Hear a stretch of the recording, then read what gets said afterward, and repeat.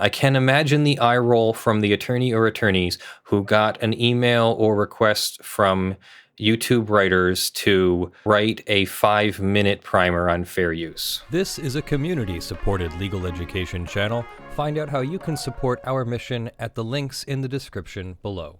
YouTube put out its own fair use primer, its own video on fair use, and I thought maybe we could watch it together. One, it would be educational, but two, I really gotta see whether or not this is the kind of thing that I would want YouTube to put out. Like, is this really a comprehensive video on fair use?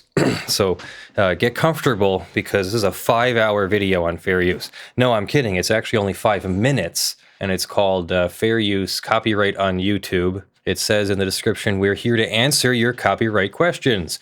In this video, we dive into frequently asked questions about fair use. Okay, so that's a little bit of a clickbaity title there, because it's only a 5-minute primer on fair use. We answer what fair use is, how it's determined by law, and things to keep in mind for fair use relating to YouTube. So I thought we should watch basically this entire video, and I'll maybe figure out with my editor whether or not we made a fair use of their fair use video. So we probably don't need... Hi, I'm Sari, here to answer your copyright questions. Today's topic is fair use. First, what is fair use? Fair use allows you to reuse copyright protected material under certain circumstances without getting permission from the copyright owner. Okay, so first, fair use does allow you to reuse copyrighted material without permission under certain circumstances. So great, very lawyerly speak right there, like, way to qualify it. Fair use is an exception to copyright law and is not determined by YouTube. Yeah, that's a really important point now, isn't it? It's not determined by YouTube, is it? Say that again. YouTube does not decide what is fair use and what isn't. It's not our fault, Only the guys. court can do that. Only the court can do that. What counts as fair use? Courts usually focus on whether your use of another person's song or video is transformative. Okay, that's one of the factors, but it is a big factor. It is going to the heart or the purpose of copyright law. So that whether or not your work is transformative is important. And they've even given you the example here of the man in the bowling ball hat with the apple in front of his face. If somebody made a copy on the right here with an orange in front of his face, has that copied the heart of the work over here, or has it transformed it? Is it an entirely new work with new meaning, new life and new civilizations to boldly go where new art has never gone before? No, it's not. It's basically the same thing, just an apple in front of his face. So this would not be a fair use on the right here. They're asking if you added new expression or meaning to the original work, or if it basically copies the original. For example, in the US, content that might be considered fair use includes commentary, criticism, or news reporting. Also... Okay, notice how she phrased that. Content that might be considered fair use includes commentary and criticism and news reporting. So again, she's not saying how you make a fair use. She's saying these things can be, under some circumstances, a fair use. It's a very shaky video. Like, I get what they're trying to do. I'm happy that they're trying to do it. It's just very, very quickly phrased for very deep topics. Keep in mind that just because you say something's fair use, give credit to the copyright owner, or add a disclaimer like important. No infringement intended, it does not mean that you're protected. Yeah, and that's actually a very good point. That's a fair use myth right there that needs to be debunked. Just because you say, I don't intend any copyright infringement. It has nothing to do with it. Intention has nothing to do with the copyright infringement, just maybe the damages calculation on the back end. But proving whether or not someone is liable for copyright infringement is a strict liability inquiry, which means intent isn't part of it. There's no mens rea or criminal intent or criminal mind or intent or whatever calculated into that. So that's why that doesn't matter. What matters is whether you followed the law, not whether you said you were trying to. Isn't it true that also if you put a disclaimer at the front of your video, that can prove that you are aware of the law, and they can prove that you did it intentionally by putting a disclaimer? Yes, I've said before that if I was a plaintiff's attorney and I saw that you had a fair use disclaimer on your video, which is obviously not fair use, that I would try to use that as evidence against you, that you did know fair use existed, that you did look up something about fair use, and that if you had the wherewithal to do that, then you also had the wherewithal to figure out how fair use should have worked, and that you weren't making a fair use. How is fair use determined by law? Determining fair use is never a cut and dry process. In the US, fair use can only be determined in court by a judge. That is sort of true.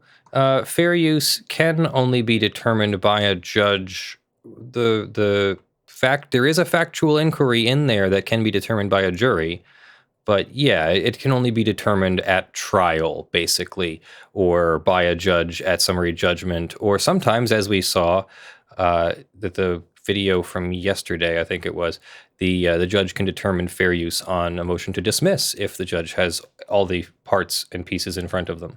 We'll look at your case overall based on a few different factors. Here are a few things to keep in mind based on what the courts look at. You're less likely to... Wait. So did they just call the fair use factors, quote unquote, based on a few different factors? Fair use is, quote unquote, based on a few different factors. Let's see if they're about to go over the fair use factors. Qualify for fair use if your video merely copies someone else's and adds nothing else. If you're trying to monetize your video.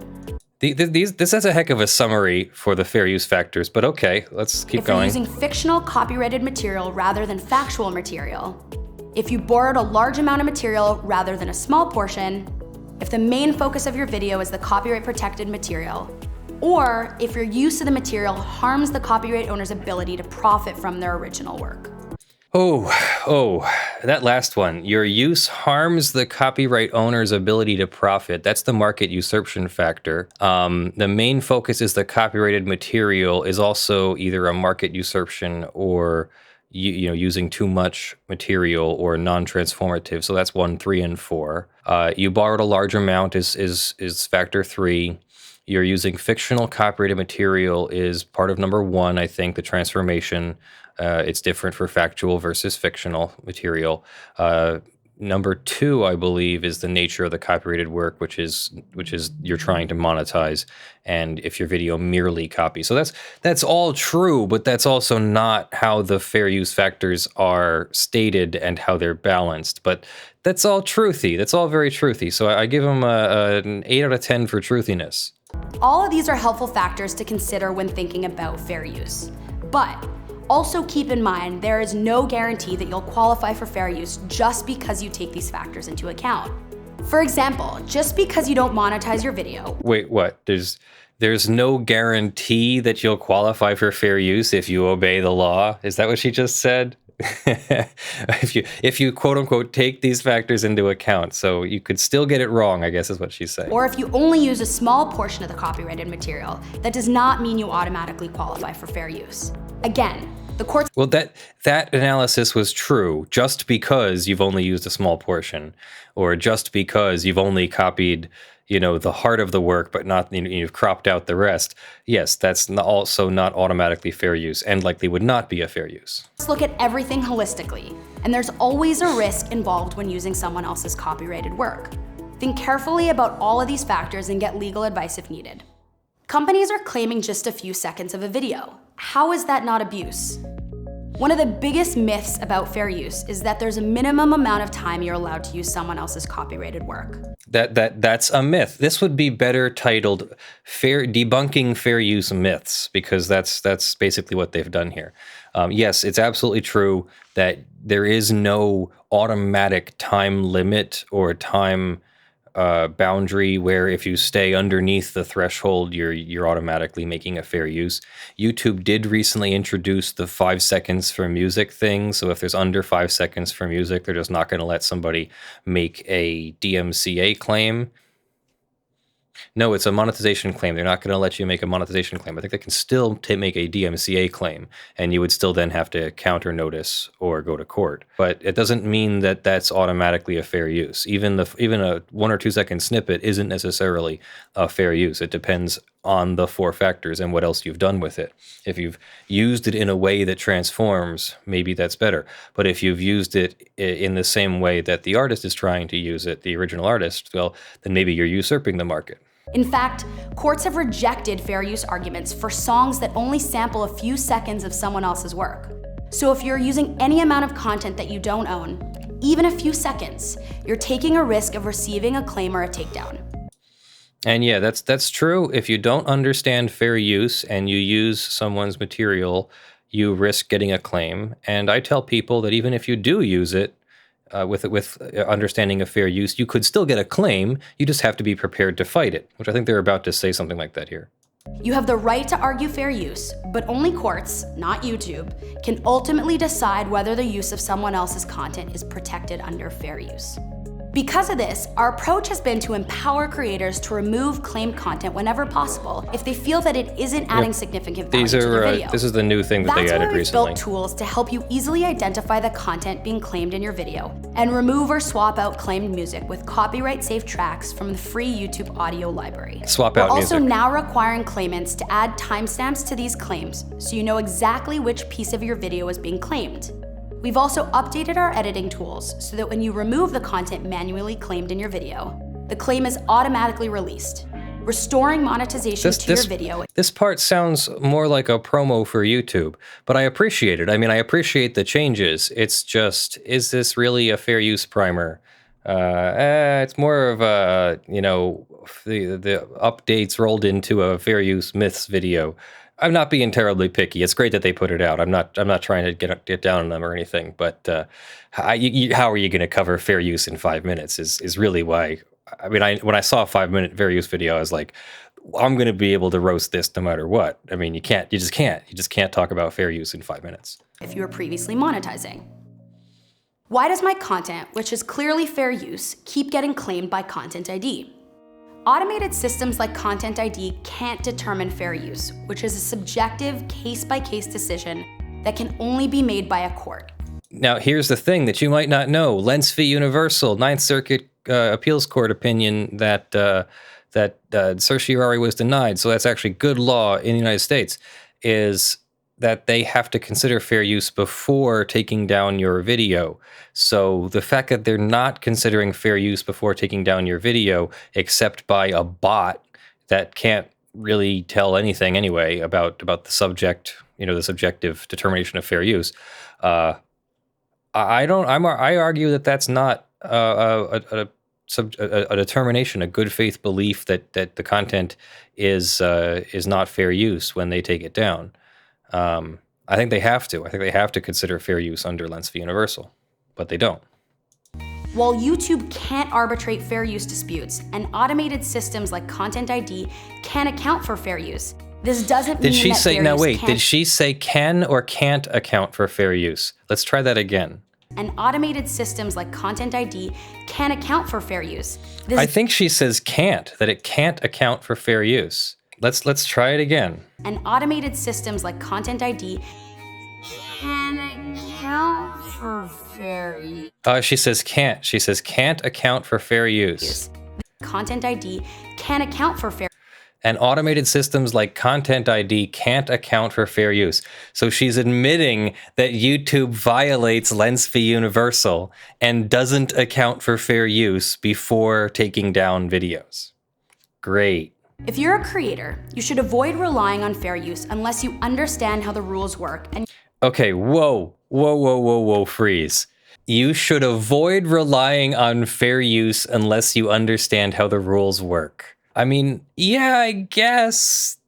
That's a tough one. Oh, should you avoid using other material until, yeah, I guess you should avoid it until you are sure you know how the rules work. And you're prepared to defend your position. And you're prepared to defend your position through the Content ID dispute process and possibly going to court. This forces the claimant to withdraw or to file a lawsuit. Except that YouTube has been known, especially recently, to not observe, to not follow the counter notification process, especially for music claims from like BMG and EMI and there's a bunch of others. I'm not in entertainment law, and that's my excuse. And they're supposed to follow the counter notification process in order to avoid liability, but they haven't. And we think there's some rumblings that we think that YouTube is being indemnified by the music companies who want to continue to file illegitimate claims and have YouTube ignore the counter notice process. So that's happening too. Meanwhile, YouTube is telling you that you're supposed to be following this process, and then they don't observe the process themselves, is what I'm getting at. This isn't a decision that should be taken lightly or without legal advice. You definitely should seek legal advice if you're going to start making content and you're going to put, significant time and effort into content. You should definitely at least, work on figuring out fair use for your content, or you should hire an attorney like me or like somebody else to evaluate your content and give you kind of a fair use analysis. It is the most powerful step you can take if you want to pursue a fair use defense, and will force the most thoughtful review from the claimant. That's what the counter notification process I think she's talking about there. And that's it for fair use. Yep, that's it. That's it for fair use, guys. We're done. We did it. We're done with fair use. I got to keep my hands in because of my green screen. You guys know we have a green screen now, right? So yeah, I give it a 7.5 out of 10. Its biggest fault is how short it is. It might have been better titled Quick Fair Use Myths and YouTube gives you, YouTube's update on tools to combat copyright claims or something. Because that's really what it was. It was just a promo for YouTube's new tools and a quick disclaimer, by the way, we don't have anything to do with what fair use is. That's the claimants. It's not YouTube. But I expect that. And YouTube gets blamed for that part a lot, and that's not YouTube's fault. But they do have to follow the fair use factors, and the claimants are supposed to be sending, let me rephrase that. The claimants are supposed to be considering fair use under Lens v. Universal and forming a subjective good faith belief. Those are the words at law. Those are the actual words. A subjective good faith belief that the allegedly infringing material is not a fair use. And they definitely aren't doing that when they have activated Content ID and told it to take down anything that even remotely looks like their content. That's not considering anything under Lens v. Universal. And so as soon as I get my copyright registration for my Katy Perry video, I might consider suing under that clause, that title, that section, under that law that requires them, under Lens v. Universal, that requires them to have considered that. And they didn't. But what are my damages, though? Am I really... we have to find out what the damages are. Maybe that's the case where we'll find out what the damages are. Want to take it all the way to a trial so we can find out what the damages are. Great. Damages probably won't be that much. It probably won't be worth it. It'll be a Pyrrhic victory. So only if it's a really good case do we want that to be the case. Anyway, so that's it for fair use, guys, from YouTube. No, it's a difficult subject. It's complicated. We've made hours and hours and hours and hours and hours of content about fair use, and they're just trying to do a quick 5-minute summary, so I should stop joshing them about it. But yeah, that's YouTube's primer on fair use, and I think that it's great. It's a great little primer. I don't know how much you learn from that other than don't copy without understanding fair use, which is that's a big one. Don't copy without understanding fair use. Just saying no copyright infringement intended, or I mean this as a fair use, doesn't actually make it true. And they had a really weird sort of summary of the fair use factors. So that was kind of cool too. So definitely go watch that entire video. And as well as watching all of our videos on fair use, I'll put them all in a playlist for you. I think there already is one. Yep, I think I already added this one to the playlist. So I'll just pop the bubble up here. And so no, that was obviously written by their lawyers, and it was a decent primer. I can't imagine. I can imagine the eye roll from the attorney or attorneys who got an email or request from YouTube writers to write a 5-minute primer on fair use. I feel you. Whoever you were, I feel you. I would not have been able to write a better primer in 5 minutes. I would have been saying, no, you can't do this in 5 minutes. Go away. That's like if a client wants to have a short normally clients are fine to have a long free consultation. But if a client is like, no, just give me the basics so I can get off the phone. I've actually told a client, like, look, I can't fully inform you in 5 minutes. Like, you either want to cooperate with the process of being fully informed and making proper decisions so that your butt's covered, my butt's covered, and you get the best outcome possible, best interests of the client and all that. So if someone tries to rush me through that kind of consultation, it really isn't going to work. I really, really have to turn that person away for not cooperating, which is a weird thing to do. We've only had to do it once or twice, but definitely cooperate with your attorney and take the time to understand. 5 minutes is not enough to understand fair use, but good place to start. Maybe they could have then referred you to another video for more information about fair use. So let me know what you think about YouTube's fair use video in the comments below.